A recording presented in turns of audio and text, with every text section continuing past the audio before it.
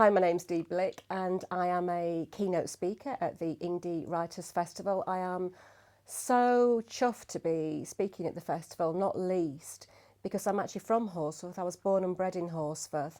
So part of this is kind of returning to my roots. I now live in Sussex and this is the first time that I have ever spoken at an event from the town I was born in. I've just written my latest book, which is the ultimate guide to writing and marketing a best-selling book on a shoestring budget.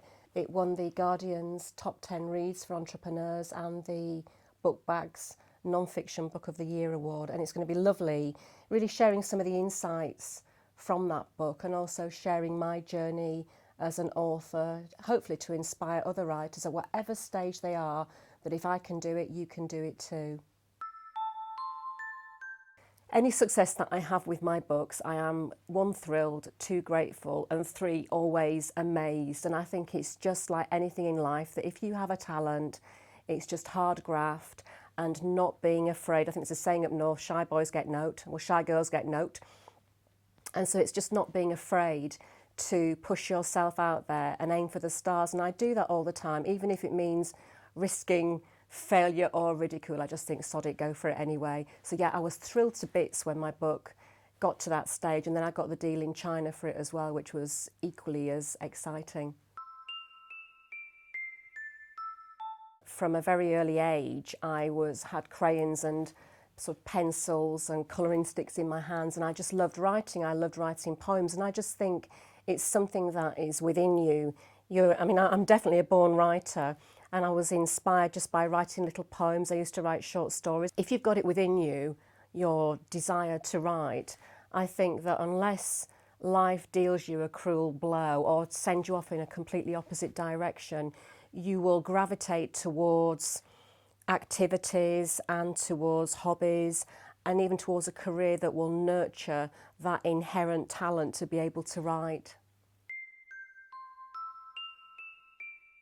I think my journey into writing was just so natural that as a little girl I started out, I can remember even being like 4 or 5, and my mum encouraged me to write as well, and I started out just writing little poems and little stories, and I think my mum's even kept some of my poems and stories, and she's cheeping in the background there saying yes she did, and I just think it was very natural to me that when a lot of kids were out there playing sport, I would be the one that was inside writing. And then when I went to school in Horsforth, and even at junior school, I was winning the competitions, failing at maths, but winning competitions for poems and for little stories. I used to have like these annual competitions. I was only in the West Riding, and I won this prize for my poem.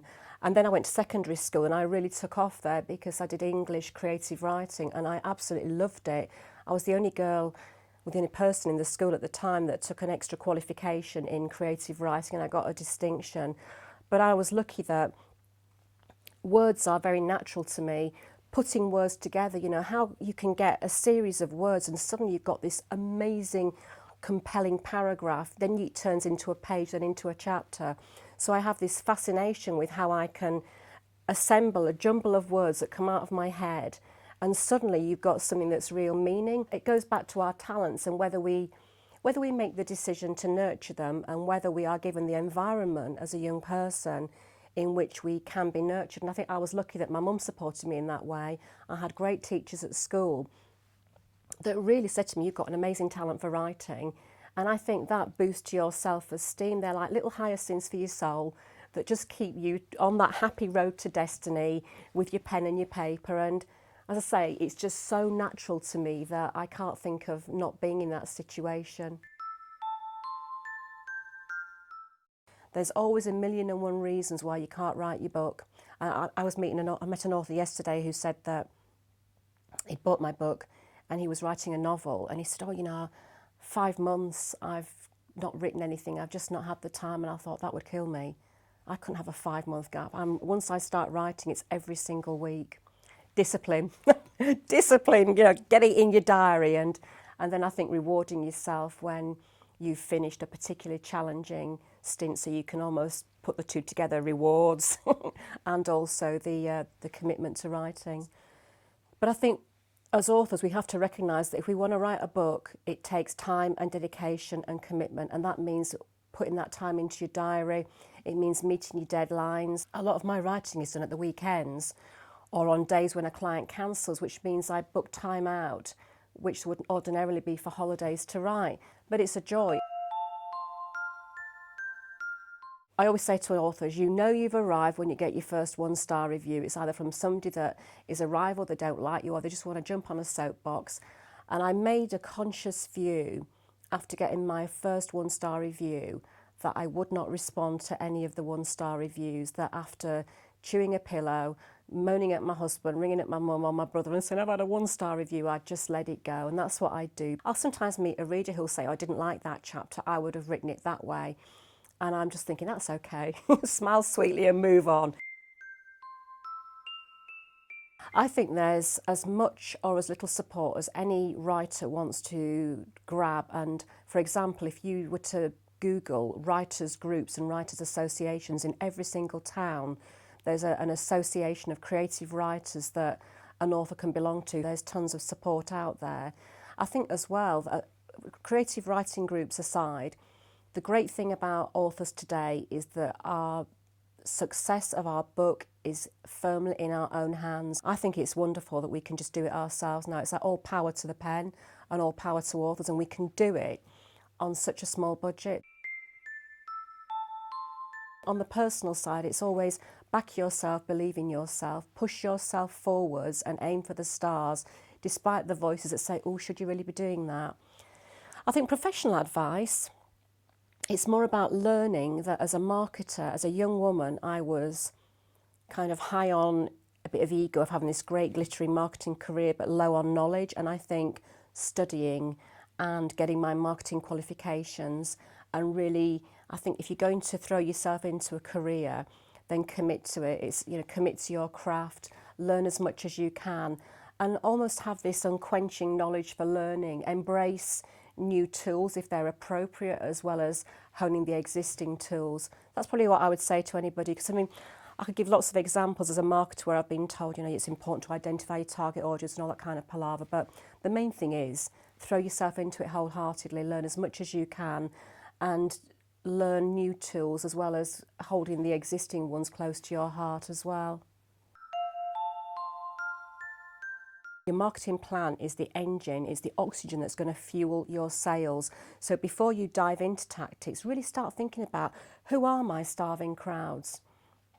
Identify the different groups that will buy from you. And then when you've got those little groups, whether it's accountants, architects, florists, start to think about, okay, what kind of size are they? Where are they based? So don't just go into, it's florists, really go into the nitty-gritty detail of how big they are and all the rest of it.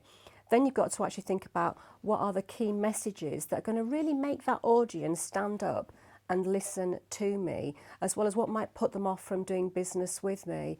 You don't need to be a marketer to actually do that. You just need to be somebody who's pretty organised and invest time. I think that for authors, that social media is an absolute great big gift with a huge ribbon on top, because my goodness me, it's free. Blogging's free. You know, you find the forums where your readers hang out, you can then contribute great quality content that's going to inspire them, and your reward is that link in your little biography at the end to your book that can make it so powerful for them to buy. You've got tools like Google Hangout where they can even buy your book on the Hangout whilst you're actually doing the talking.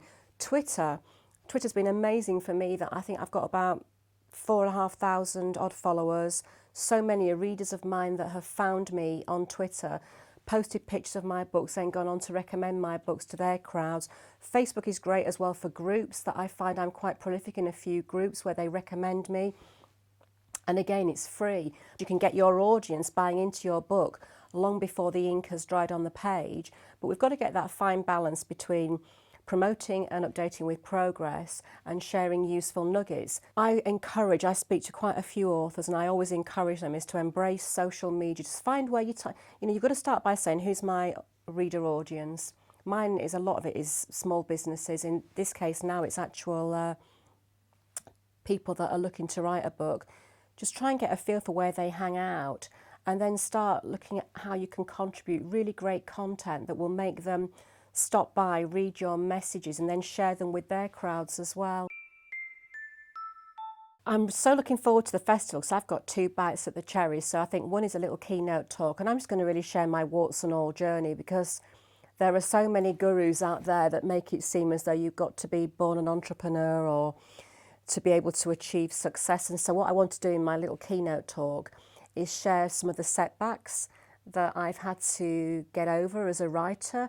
So I want to share some of the tips that have helped me become a very successful author, and a little bit about my journey. And I think the message I want to get over is that ideally your marketing starts before you've finished writing your book. But even if you have written your book and you're stuck, there are so many things that you can do to revive your book and get it back into the bestsellers. I guess my main messages from this to share at this festival is I just want to inspire people. I want to inspire authors that no matter where they are on their journey, that, success is just within their grasp. It's there for the taking.